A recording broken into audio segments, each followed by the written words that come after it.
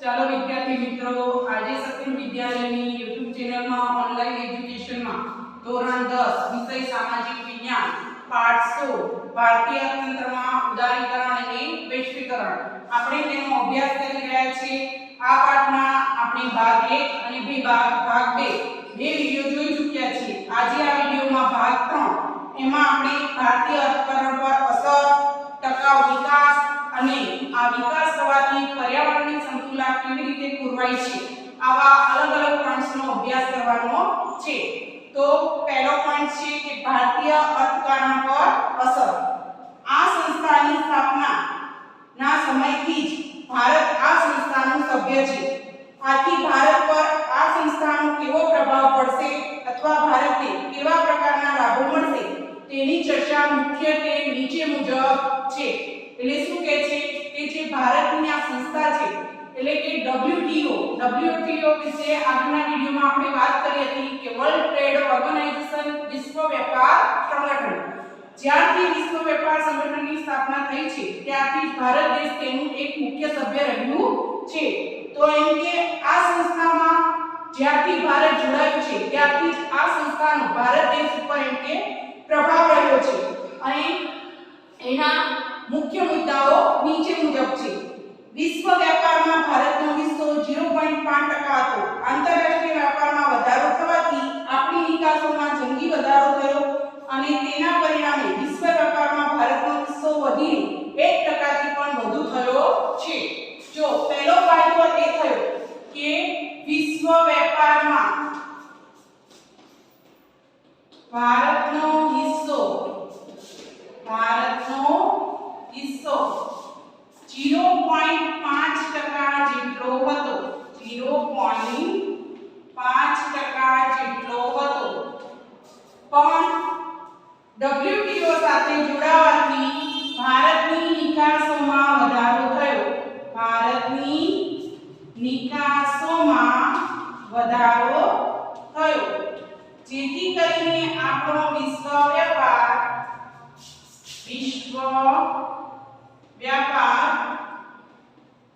1% જેટલો વધ્યો। એટલે કે વિશ્વ વેપાર સંગઠન સાથે જોડાવાથી આપણને વિશ્વ વેપાર અને આંતરરાષ્ટ્રીય વેપારમાં ફાયદો થયો। બીજો પોઈન્ટ છે WTO ના સભ્યપદે રહેવાથી આપણી તૈયાર વસ્તુઓની નિકાસોમાં વધારો થશે।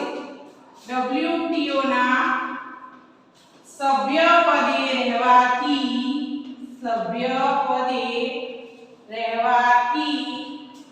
આપણી તૈયાર વસ્તુઓની નિકાસોમાં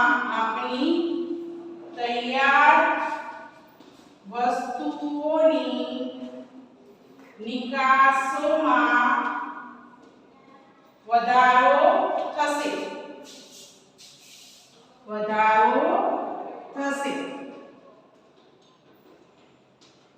એટલે કે આપણી WTO ની જે નિકાસો વધી એની સાથે સભ્યપદ સાથે જોડાવાથી આપણી માત્ર એમ કે ખેત પેદાશની કે જે કાચા માલની વસ્તુઓની નિકાસ થતી હતી એની સાથે સાથે તૈયાર માલની જે વસ્તુઓ બને છે એની નિકાસમાં પણ આપણે વધારો કરી શકીશું। WTO માં સભ્યપદ થવાથી ભારત પોતાની ખેત પેદાશોની નિકાસોમાં વૃદ્ધિ કરી શકશે। ખેત પેદાશોની નિકાસોમાં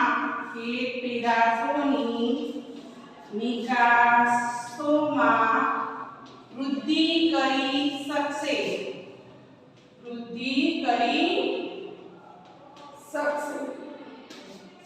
એમ કે ભારત દેશ છે એ કૃષિ પ્રધાન દેશ છે અને તેમાં સૌથી વધારે ઉત્પાદિત વસ્તુ એ છે કૃષિ પેદાશો એટલે કે ખેત પેદાશો। તો આ WTO ના સભ્યપદ સાથે જોડાવાથી ભારત પોતાની આ ખેત પેદાશોની વસ્તુઓની નિકાસોમાં વધારો કરી શકશે। એના પછીનો પોઈન્ટ છે નિકાસોમાં વધારો થવાથી આયાત પરનું દબાણ હળવું થશે અને વિદેશી ઉનિયામણમાં વધારો થશે। નિકાસોમાં વધારો થવાથી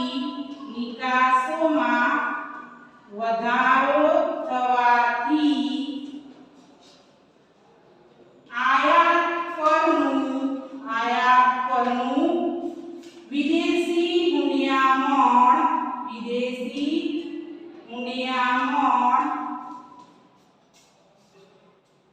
વધશે એટલે કે આયાતો ઓછી થશે અને નિકાસો વધશે એટલે આપણા વિદેશી હુંડિયામણમાં વધારો થશે. આમ વિશ્વ વેપાર સંગઠન સાથે જોડાવાથી સભ્ય દેશ તરીકે ભારતને ઉપરોક્ત લાભો તો થશે પણ સાથે સાથે કેટલીક શરતોનું પાલન પણ ભારતે કરવું પડશે. ભારત પોતાની આંતરમાળખાકીય સગવડો કેટલી ઝડપથી વધારે છે અને વિકસિત દેશો ભારત સાથે કેટલે અંશે સરકારથી વધે છે આ બાબત તેના પર આધારિત છે. એટલે શું કહે છે કે વિશ્વ વેપાર સંગઠન સાથે જોડાવાથી માત્ર નિકાસોમાં વધારો કરવાથી કે વિદેશી હુંડિયામણ કરવાથી ભારતને ફાયદો થશે એવું નથી. ભારતે એમ કે આ વિશ્વ વેપારમાં જો ટકી રહેવું હોય તો ભારત પોતાની એમ કે આંતરમાળખાકીય સુવિધાઓ છે એ કેટલી ઝડપથી વધારી શકે છે અને કેટલી ઝડપથી વસ્તુઓ અને સેવાઓનું ઉત્પાદન વધારે છે વિકસિત દેશોની સરખામણીમાં એ સરખામણીને આધારે એમ કે ભારત પોતાનો કેટલો વિદેશ વેપાર વધારી શકે છે એ બાબત તેના પર આધાર રાખે છે. હવે ટકાઉ વિકાસ.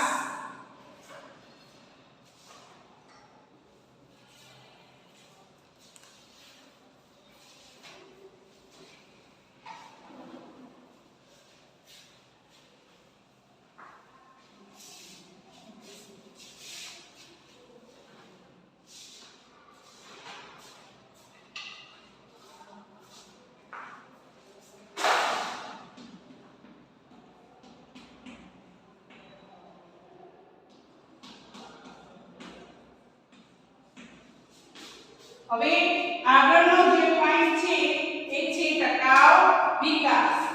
એટલે કે ટકાઉ વિકાસની વ્યાખ્યા મુજબ ભાવિ પેઢીની જરૂરિયાતો પૂરી પાડવાની ક્ષમતાને નુકસાન પહોંચાડ્યા સિવાય વર્તમાન પેઢીની જરૂરિયાતો સંતોષવી. ભાવિ પેઢીની જરૂરિયાતોને નુકસાન પહોંચાડ્યા વગર વર્તમાન પેઢીની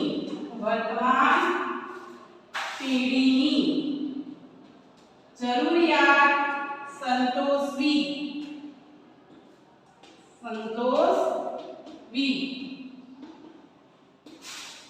એટલે કે આવનારી જે પેઢી છે એ પણ વસ્તુ અને સેવાઓનો પૂરતો ઉપયોગ કરી શકે તે બાબત ધ્યાનમાં રાખીને અત્યારે વર્તમાન પેઢીની જરૂરિયાતો સંતોષવી જોઈએ. આમ ટકાઉ વિકાસમાં પર્યાવરણીય સંસાધનોની કાયમી જાળવણી પર ભાર મૂકવામાં આવ્યો છે કે આ ટકાઉ વિકાસમાં પર્યાવરણની જાળવણી પર ભાર મૂકવામાં આવ્યો છે. માનવ સૃષ્ટિની આસપાસ કુદરત અને માનવ સર્જિત આવરણ એટલે કે પર્યાવરણ પર પડેલી ગંભીર અસરોના કારણે ટકાઉ વિકાસનો ખ્યાલ વિકસ્યો છે. હવે આ ટકાઉ વિકાસનો ખ્યાલ શાનાથી વિકસ્યો છે તો સજીવ સૃષ્ટિની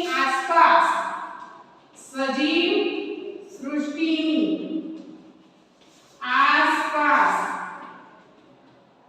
રહેલા પર્યાવરણને કારણે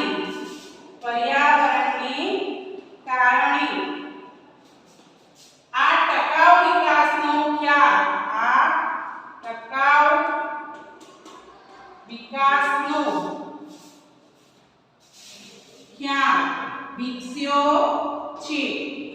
વિકસ્યો છે. એના પછી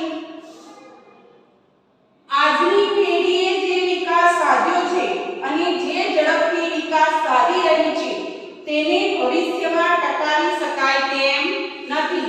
હવે શું કહે છે કે આજની જે પેઢી ઉત્તરોત્તર ઝડપથી જે વિકાસ સાધી રહી છે તે વિકાસ એવો છે કે જેને ભવિષ્યમાં ટકાવી શકાય તેમ નથી. વર્તમાન પેઢી જે સગવડો ભોગવી રહી છે તે જ સગવડો કદાચ ભાવિ પેઢીને પ્રાપ્ત થાય તેમ નથી તેવો ભય સેવાઈ રહ્યો છે. એટલે શું કહે છે કે અત્યારે મોટા ભાગે એવો ભય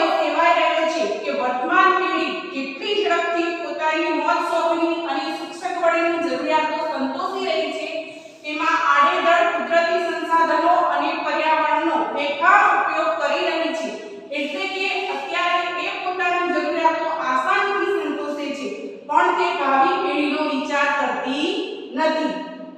આર્થિક વિકાસના કારણે કુદરતી સંસાધનોનું પ્રમાણ ઘટે છે અને તેની ગુણવત્તા પણ ઓછી થાય છે. તો આ વાત તદ્દન સાચી છે કે અત્યારે આ પેઢી એટલો બધો આર્થિક વિકાસ પાછળ આંધળી દોડ મૂકી ચૂકી છે કે તે ખૂબ જ બહોળા પ્રમાણમાં આડેધડ કુદરતી સંસાધનોનો ઉપયોગ કરી રહી છે. એટલે આ સંસાધનોનું પ્રમાણ ઘટી રહ્યું છે અને તેની ગુણવત્તામાં પણ ઘટાડો થઈ રહ્યો છે. આ પરિસ્થિતિમાં વિકાસના ખ્યાલમાં પરિવર્તનની જરૂર છે. એટલે કે આ જે વર્તમાન પરિસ્થિતિ છે એને સુધારવા માટે વિકાસના ખ્યાલમાં પરિવર્તનની જરૂર છે. આજનો વિકાસ અને તેના કારણે પર્યાવરણ પરથી થતી અસરોનો અભ્યાસ ટકાઉ વિકાસના ખ્યાલ હેઠળ કરવામાં આવે છે. એટલે શું કહે છે કે આજનો જે વિકાસ થઈ રહ્યો છે એનો ખ્યાલ અને પર્યાવરણ પર એના લીધે કઈ ગંભીર અસરો સર્જાય છે બંનેનો અભ્યાસ સાથે કરીએ તો જ ટકાઉ વિકાસનો અભ્યાસ કરી શકાય. હવે છે પ્રાકૃતિક સાધનોના સંરક્ષણ તેમજ સંવર્ધન માટે નીચેની વ્યૂહરચના અપનાવવી જોઈએ.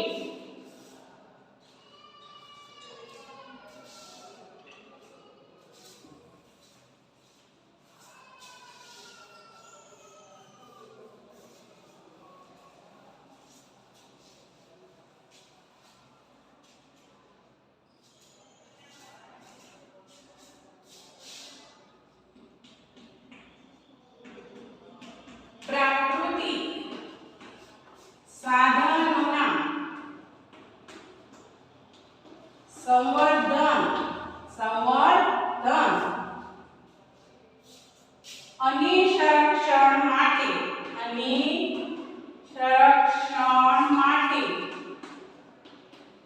નીચેની વ્યૂહરચના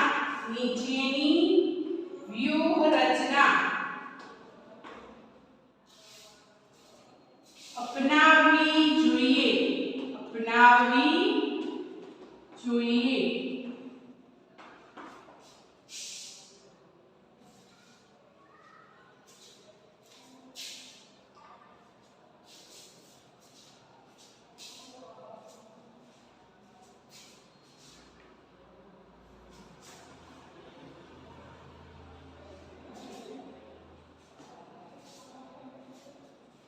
હવે શું કહે છે કે આપણે પ્રાકૃતિક જે સંસાધનો છે તેનું સંરક્ષણ અને સંવર્ધન કરવું જોઈએ.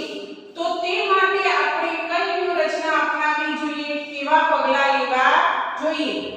તો પુનઃ ઉપયોગમાં લઈ શકાય તેવા પ્રાકૃતિક સાધનો જેવા કે ખેતીલાયક જમીન, જંગલો, જળ સંપત્તિ વગેરેનો ઉપયોગ તેમની ગુણવત્તા જળવાઈ રહે તે રીતે કરવો જોઈએ.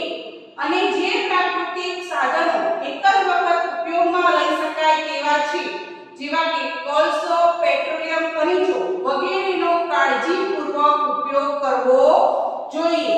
હવે શું કહે છે કે જે પ્રાકૃતિક સાધનો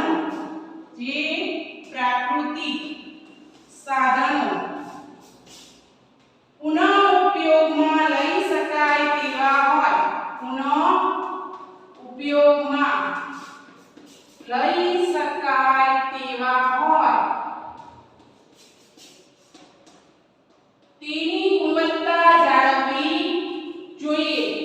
તેની ગુણવત્તા જાળવવી જોઈએ.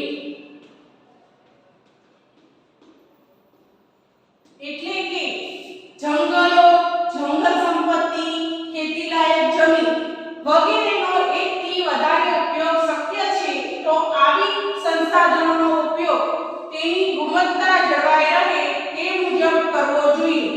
અને જે સાધનો એક જ વખત ઉપયોગમાં લઈ શકાય તેવા હોય,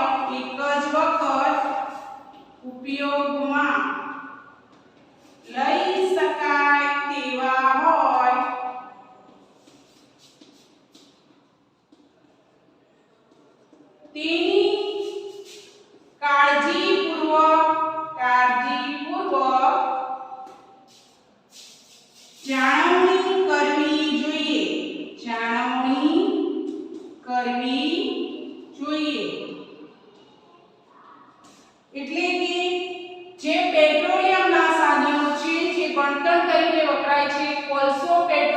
ખનિજ તેલ એવી વસ્તુઓનો બને તેટલો મહત્તમ ઓછો અને કાળજીપૂર્વક ઉપયોગ કરવો જોઈએ.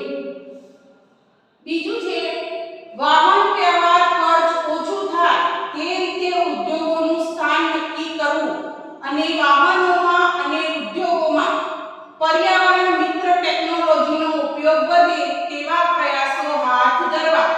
એટલે કે ઉત્પાદન એકમો એવી જગ્યાએ સ્થાપવા કે જેથી ત્યાંથી બનેલો તૈયાર માલ બજાર સુધી પહોંચાડવામાં બને તેટલા ઓછા વાહનનો ઉપયોગ કરવો પડે અને એ ઉદ્યોગ જ્યાં ચાલતો હોય ત્યાં યંત્ર સામગ્રી અને કાચો માલ પૂરો પાડવાનું પણ ઝડપથી શક્ય બને અને તેના કારણે પર્યાવરણને નુકસાન ન થાય એ રીતે પર્યાવરણ મિત્ર ટેકનોલોજીનો ઉપયોગ કરવો જોઈએ. જે સાધનો એકથી વધુ ઉપયોગમાં લઈ શકાય તેવા હોય તેમને મહત્તમ ઉપયોગમાં લેવા. જેમ કે જુદી જુદી સિંચાઈ યોજનાઓનો એકથી વધુ ઉપયોગ શક્ય છે. દાખલા તરીકે વીજળી ઉત્પાદન, પૂર નિયંત્રણ, વાહન વ્યવહાર વગેરેમાં કરવા. હવે જો કે જે વસ્તુ એવી છે કે જેનો ઉપયોગ એકથી વધારે શક્ય છે તો તેનો ઉપયોગ કોઈ એક વિકલ્પમાં કરતી વખતે મહત્તમ કરવો જોઈએ તેની જાણવણી કરવો જોઈએ. ધારો કે સિંચાઈ યોજનાઓ, તો સિંચાઈ યોજનાઓ ખેતી માટે કરવામાં આવે છે, પૂર નિયંત્રણ માટે, એમાંથી વિદ્યુત પણ ઉત્પન્ન કરી શકાય છે અને તેનો જળમાર્ગ તરીકે પણ ઉપયોગ શક્ય છે. તો આ બધી જ વસ્તુઓનો વારાફરતી અને મહત્તમ ઉપયોગ કરવો જોઈએ.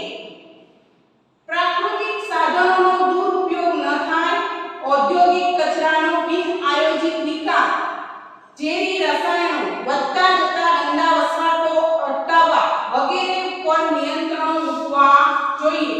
હવે ચોથો ઉપાય શું સૂચવ્યો છે કે આપણે હંમેશા એ બાબત ધ્યાનમાં રાખવી જોઈએ કે પ્રાકૃતિક સાધનોનો દુરુપયોગ ન થાય અને જે તે ઔદ્યોગિક એકમો ગંદા કચરાનો નિકાલ એક વ્યવસ્થિત જગ્યાએ કરે, પાણીને પ્રદૂષિત ન કરે, જે તે સ્થળને પ્રદૂષિત ન કરે અને ગંદા વસવાટો ઊભા ન થાય તેનું પણ ધ્યાન રાખવું જોઈએ. ઉત્પાદનના તમામ ક્ષેત્રોમાં સૌર અને પવન ઉર્જા જેવી પરંપરાગત ઉર્જાનો ઉપયોગ વધારવા પર ભાર મૂકવો જોઈએ. ઉત્પાદનના તમામ ક્ષેત્રોમાં સૌર ઉર્જા અને પવન ઉર્જા જેવી બિનપરંપરાગત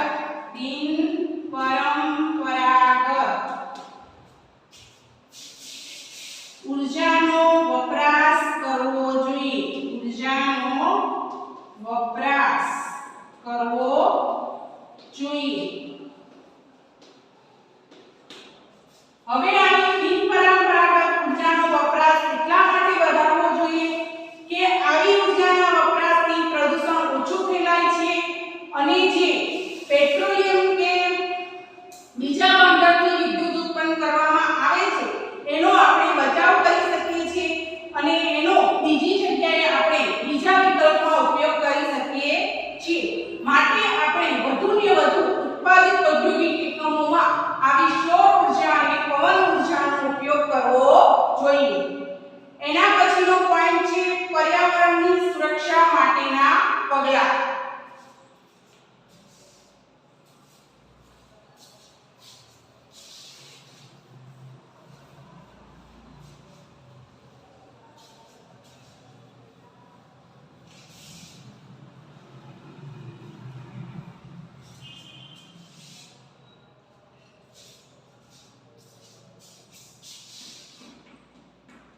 પર્યાવરણની સુરક્ષા માટેના પગલાં.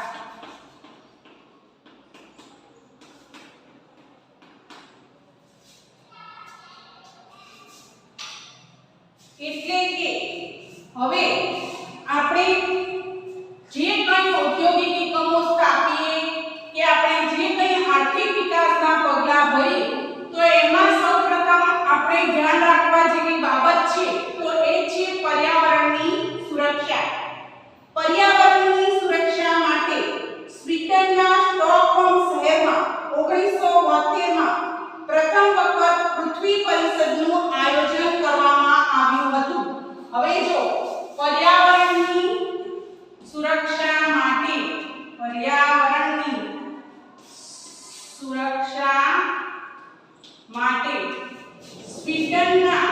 સ્વીડનના સ્ટોકહોમ શહેરમાં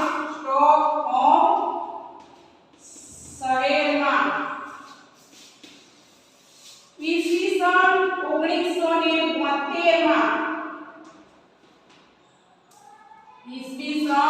1972 માં સૌપ્રથમ પૃથ્વી પરિષદનું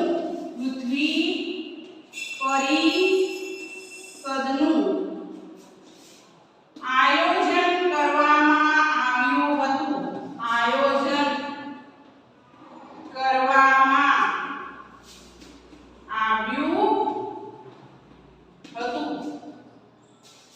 હવે પર્યાવરણની સુરક્ષા માટે સ્વીડનના સ્ટોકહોમ શહેરમાં એક પૃથ્વી પરિષદ યોજવામાં આવી હતી.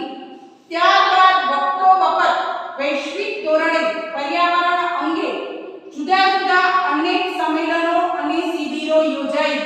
તેમાં પર્યાવરણની સુરક્ષા માટે અનેક પગલાઓ લેવાનું નક્કી કરવામાં આવ્યું. એટલે શું કહે છે કે આ પરિષદ યોજાયા બાદ તો ઘણા બધા પર્યાવરણની સુરક્ષા અંગેના સંમેલનો અને શિબિરો વખત વૈશ્વિક ધોરણે યોજવામાં આવી અને આ સંમેલનો અને શિબિરોમાં પર્યાવરણની સુરક્ષા અંગેના જુદા જુદા પ્રશ્નો અને જુદા જુદા તબક્કા અંગે વિચારણા કરવામાં આવી.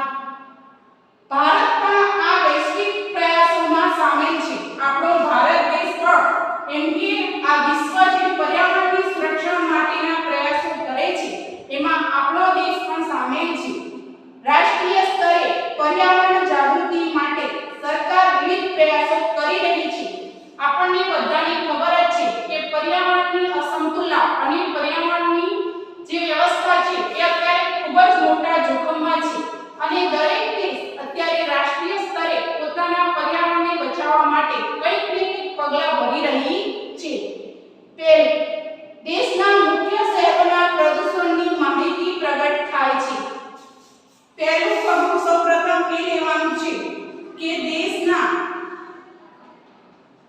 મુખ્ય શહેરોના પ્રદૂષણની માહિતી પ્રગટ થાય છે.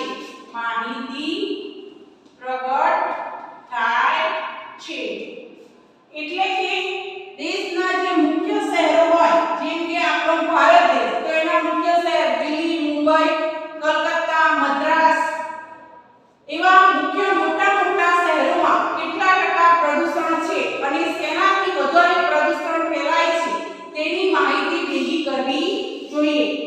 પ્રદૂષણ પર નિયંત્રણ રાખવા માટે કેન્દ્ર તથા રાજ્ય પ્રદૂષણ નિયંત્રણ બોર્ડની સ્થાપના કરવામાં આવી. બીજું પગલું એ ભરાયું કે પ્રદૂષણ પર નિયંત્રણ રાખવા માટે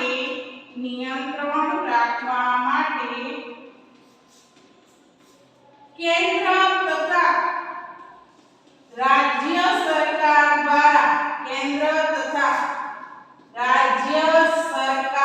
દ્વારા પ્રદૂષણ બોર્ડની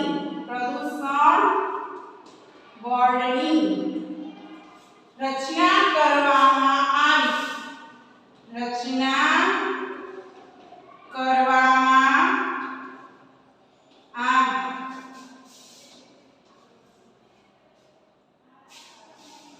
વિશ્વભરમાં 5મી જૂને પર્યાવરણ દિન તરીકે જાહેર કરવામાં આવ્યો છે. 5મી જૂને પર્યાવરણ દિન તરીકે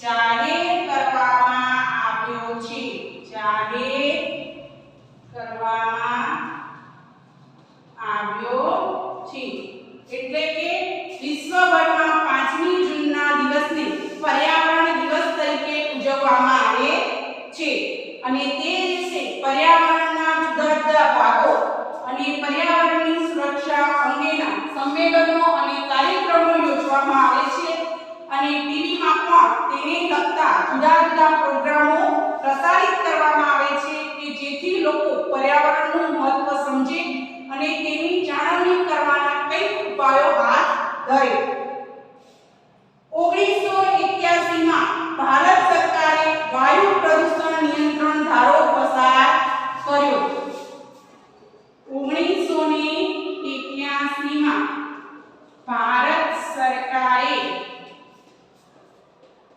વાયુ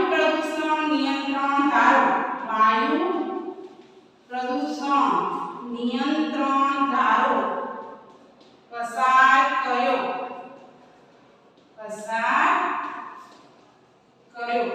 એટલે કે હવાનું પ્રદૂષણ અટકાવવા અંગેનો એક ધારો પસાર કરવામાં આવ્યો ઓઝોનના સ્તરનું ગાળવું પરમાણુ કચરાનો નિકાલ અને જૈવિક વિવિધતાની જાળવણી માટે વૈશ્વિક સમજૂતીઓ થઈ છે આપણને બધાને ખબર જ છે કે અત્યારે ઓઝોનના સ્તરમાં ગાબડું પડી રહ્યું છે આ ઓઝોનના સ્તરની ઘટતી જતી સપાટી અને પરમાણુ કચરાનો નિકાલ તથા વિવિધ જૈવિક વિવિધતા પર પડતી ખરાબ અસરો આ બધાના પ્રશ્નો ઉકેલવા માટે એમ કે ઘણી બધી વૈશ્વિક સમજૂતીઓ કરવામાં આવી છે આમ પર્યાવરણના રક્ષણની જવાબદારી આપણા સૌની છે જો આપણે પ્રદૂષણ પર અંકુશ નહીં મૂકીએ તો એ સમય દૂર નથી કે જ્યારે પૃથ્વી ઉપરનું સમગ્ર જીવન નષ્ટ થઈ જશે આમ શું કહે છે કે માત્ર સરકાર જ પર્યાવરણ માટે પ્રયત્નો કરે એ જરૂરી નથી પર્યાવરણ આપણા બધાનું છે અને પર્યાવરણની જાળવણી અને સુરક્ષા કરવી એ આપણા સૌની ફરજ છે જો આપણે આપણી ફરજ સમજીને તેની જાળવણી કરશું તો આપણે હજુ સારો એવો સમય જોઈ શકશું વરના એમ કે એવું હવે નજીકના ભવિષ્યમાં